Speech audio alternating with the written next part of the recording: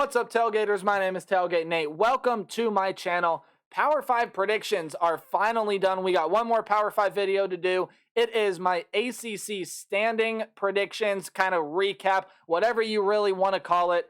But Power 5 predictions are finally done. In case you guys don't know, I am previewing and predicting all 133 FBS level college football teams this summer. That means I'm doing your favorite team if that's one in the Power 5, if not the ACC. There's a video up for it. Make sure you subscribe, ring the bell so you can hear my thoughts on the Group of 5 and FBS independent teams. But you can help me support my channel in more ways than just that. You're doing one by watching the video. You can do more by liking, commenting, sharing, and anything else to help me support my channel. You see my ACC standing predictions all the way over here, trying to deduce tiebreakers as much as I possibly can. I shouldn't say first, but what we're going to do, there are no divisions in the ACC anymore, so we're going to go from the right-hand side at the bottom all the way to the left-hand side at the top, kind of briefly talk about each team, why I have the record where they do, and then tell you who I have playing in the ACC championship game. So, first off, we're going to start at the bottom. I got the two Virginia teams at the bottom here.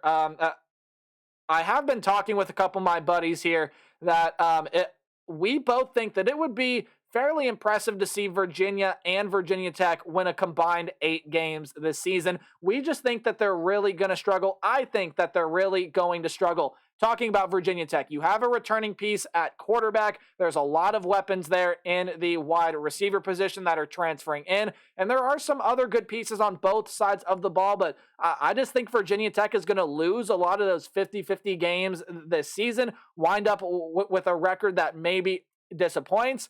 Brent Pry is going to need some time to build this program back up, and Tony Elliott is going to need some time to build that program back up in Charlottesville. Now, this is an emotional season for them after what happened to the end of the football season last year. But Virginia is losing a lot of talent to the portal. Your best player offensively in Brennan Armstrong and your best player defensively in Fentrell Cypress are all moving on to new programs within the same conference, by the way. But Virginia is a team that I see struggling this year as well. Tony Elliott's going to need some time to help build up that program. If you want to, so Virginia's ahead of Virginia Tech because of the tiebreaker win. I just had Virginia winning that game. Wouldn't surprise me to see Virginia Tech win that game here, but those are the two teams that I definitely have at the bottom of the ACC this season. Boston College is here at third to last, or I guess should I say 12th in the conference, because really Boston College is a team that a lot of people, including myself, could be sleeping on. Phil Dracovic is gone. Zay Flowers is gone. There are some other really good weapons that leave offensively, defensively, and this is a rushing attack that was just bad last year, and I believe they did bring in a transfer to help them try to fix that, but you do get your leading rushers back. Emmett Moorhead, ladies and gentlemen, get to know that name. Could be a breakout contender at quarterback. I think he's got a lot of very nice tools, and I think his skill set is worthy of a real shot to look to see if Boston College can be a sleeper team or not. To me, just losing that out-of-conference game to Army ended up keeping them out of a bowl game for me. Wouldn't necessarily surprise me to see that team with a 500, even above 500 record, but they definitely have to improve some things from last season. Georgia Tech is a team that can sneak up on a lot of people this year. 4-8, maybe not indicative of that record, but I could just as easily see 5-7 there as well. They got 2 really tough out-of-conference games, but they're going to make life difficult for everyone that they have to play within this conference this season. Jeff Sims is gone, yes, but there are a lot of great weapons, there are a lot of great options already at the quarterback position, including some great weapons, a lot of transfers offensively, defensively that are coming into that program. Georgia Tech, it wouldn't surprise me to see them make a bowl game this year, but I have them sitting here at 4-8. Maybe look to next year as a year where Georgia Tech could explode, although it definitely could be this year where Georgia Tech can surprise a lot of people, maybe be a huge sleeper in the ACC this season. Wake Forest is sitting here at 10th, and the first bowl-eligible team I have coming out of the ACC this season. Wake Forest is losing a lot of big playability on offense. Sam Hartman and A.T. Perry were 2 very explosive pieces at the quarterback and wide receiver positions, respectively, that are gone. However, besides A.T. Perry, a lot comes back in that wide receiver room. Your leading rusher does come back. Mitch Griffiths, I think, has all the tools necessary to win with this Wake Forest program, and that defense as well has some good pieces on it, although some of their leaders do leave, like Ryan Smenda and others. Wake Forest, I think, is going to be a pretty solid, pretty competitive team this year. Got sitting at 6-6, 10th in the ACC. Syracuse is going to be another very solid competitive team this year. That quarterback wide receiver duo and Oronde Gadsden, wide receiver Garrett Schrader at quarterback, does come back. However, you lose the third piece to that trio at running back, a really talented player in Sean Tucker. There are some good defensive pieces, especially in that secondary that leave, but Dino Babers, I think, is a pretty solid head coach. Syracuse is a team that has silenced the doubters before, and it would really surprise me, honestly, if Syracuse did not make a bowl game in 2023. I got them sitting right here at 9th. Duke is here at 7-5, 4-4. I don't think I've ever been more confident about a win-loss record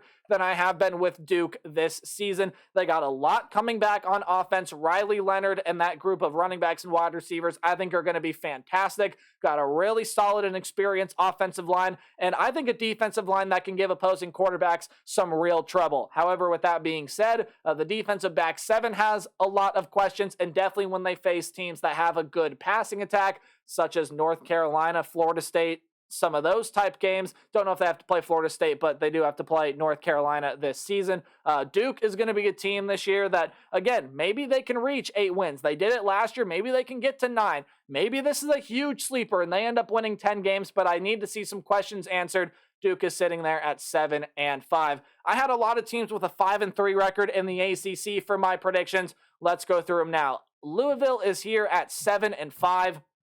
With 5-3, just happened to be the bottom. All of the teams above them with the 5-3 record that they play, they lost to. That's why they're sitting down there. Just how the tiebreaker ended up working out for me. But Louisville definitely could be an ACC sleeper as well. This is the team that I could see finishing as high as 3rd in the ACC this season. This is going to be a very competitive Louisville team. Jeff Brom is coming in. He knows this program really well. 1, he was born in Louisville, but 2, this is his alma mater.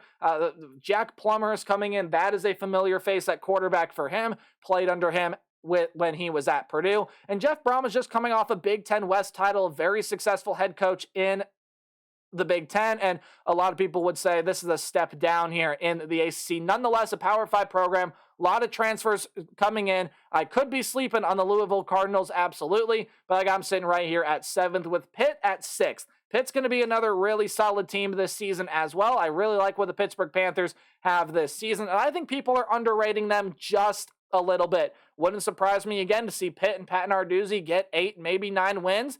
They've proved doubters wrong before. They can do it again. Keaton Slovis has gone to BYU, so Phil Jurkovec from Boston College has come over to be that quarterback. He's got some solid pieces on the offensive end, and defensively, a lot of key contributors are gone from pretty much every level, but the talent that they do have there, I think will step up. I think will play really well, and I think Pitt's going to have another really solid, respectable season in what's going to be very competitive ACC this season. The conversation with North Carolina here is easy, and the reason they fall below is that they do lose to Miami and NC State. At least that is what I am predicting. North Carolina's conversation is as simple as this. The offense, elite. They're led by a Heisman-level quarterback in Drake May. Even though they lose their best 2 wide receivers, their top 2 leading wide receivers from last season, I believe there's still a lot of talent in that wide receiver room for Drake May to be able to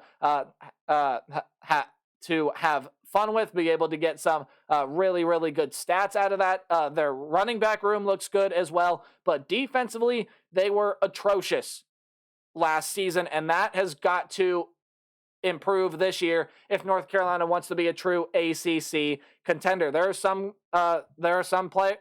people that are saying this team can go 10-2, 9-3, and I can absolutely see it. But that defense has got to get better first. It's got to prove to me that it's better before I jump North Carolina any higher than 8-4 in my mind. Miami, I also see at 8-4, finishing 4th in this conference. And Miami just kind of whiffed on coordinator hires last year. Not to mention there were a lot of injuries to this team last season. However, a lot of that should be fixed this year. Tyler Van Dyke does come back at quarterback. They're uniting him with a brand new offensive coordinator, hoping to spark some life into that Hurricane offense that has a lot of talent on it, including a lot of receivers coming back and some transfers that are starting to rise the ranks of that wide receiver room as well. Defensively, there's some good talent on it as well. And Miami had a disappointing year one under coach Mario Cristobal. I think year two is going to be a lot more crisp, a lot more better. Miami's going to take a huge step in the right direction, and I think finish just shy of an ACC championship game. But NC State right here is your top team in terms of all the teams that are 5-3. Again, it's just how tiebreakers ended up.